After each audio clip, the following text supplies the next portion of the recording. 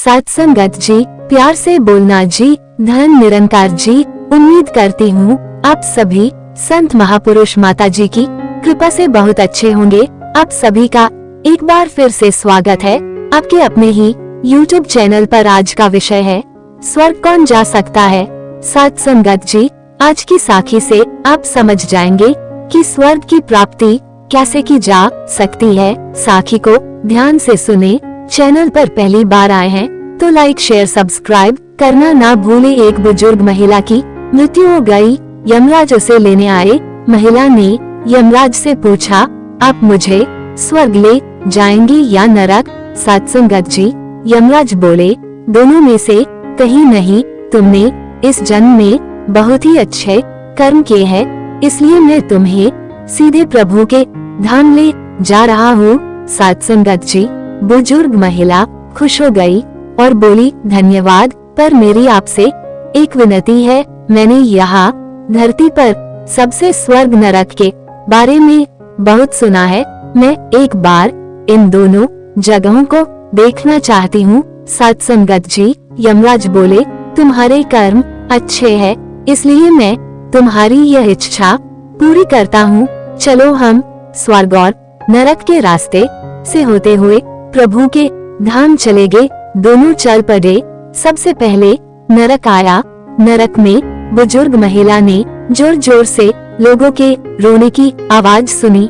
नरक में सभी लोग दुबले पतले और बीमार दिखाई दे रहे थे। सत्संगत जी, महिला ने एक आदमी से पूछा, यहाँ आप सब लोगों की ऐसी हालत क्यों है। सत्संगत जी, आदमी बोला, तो और कैसी हालत होगी, मरने के बाद जब से यहाँ आए हैं हमने एक दिन भी खाना नहीं खाया।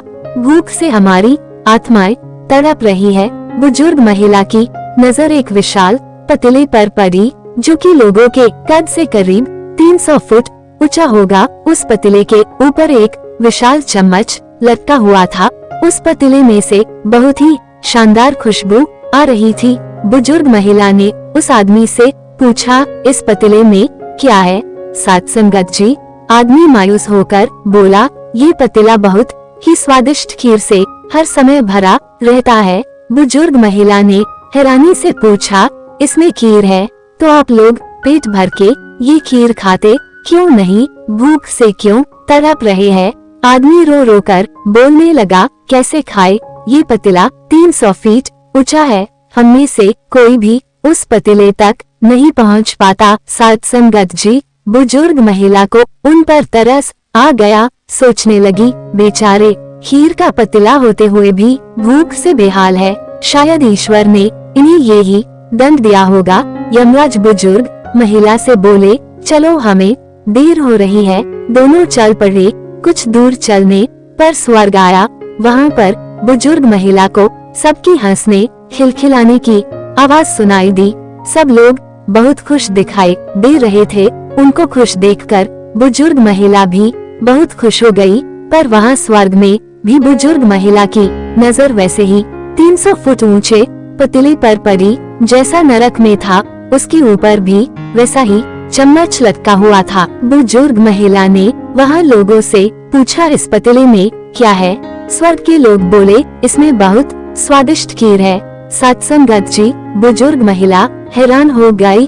उनसे बोली, पर ये पतीला तो 300 फीट ऊंचा है, आप लोग तो इस तक पहुंच ही नहीं पाते होगे। उस हिसाब से तो आप लोगों को खाना मिलता ही नहीं होगा, आप लोग भूख से बेहाल होगे। पर मुझे तो आप सभी इतने खुश लग रहे हो, ऐसे कैसे। सत्संगत जी, लोग बोले, हम तो सभी लोग इस पतीले में से पेट भर के खीर खाते हैं। महिला बोली, पर कैसे, पतीला तो बहुत ऊंचा है। लोग बोले, तो क्या हो गया, पतीला ऊंचा है तो यहाँ पर कितने सारे पेड़ हैं। ईश्वर ने ये पेड़ पौधे, नदी, झरने हम मनुष्यों के उपयोग के लिए तो बनाए हैं। हमने इन पेड़ों की लकीली उसको काटा, फिर लकड़ियों के टुकड़ों को जोड़ के विशाल सीढ़ी का निर्माण किया। उस लकड़ी की सीढ़ी के सहारे हम पतीले तक पहुँचते हैं और सब मिलकर खीर का आनंद लेते हैं। सत्संगत जी, बुजुर्ग महिला यमराज की तरफ देखने लगी। यमराज मुस्काए बोले, ईश्वर ने स्वर्ग और नरक मनुष्यों के हाथों में ही सौंप रखा है।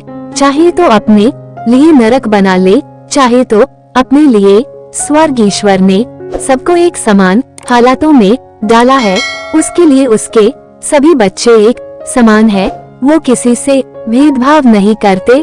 सत्संगत जी, वहाँ नरक में भी पेड़ पौधे सब थे, पर वो लोग खुद ही आलसी है, उन्हें खीर हाथ में चाहिए, वो कोई कर्म नहीं करना चाहते, कोई मेहनत नहीं करना चाहते, इसलिए सब भूख से बेहाल है।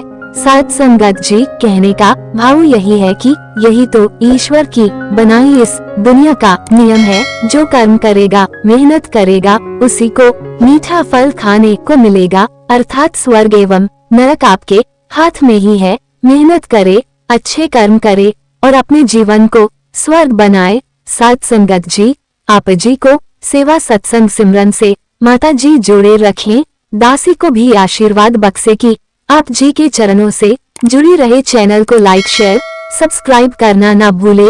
बड़े ही प्यार से बोलना जी। धन निरंकार जी।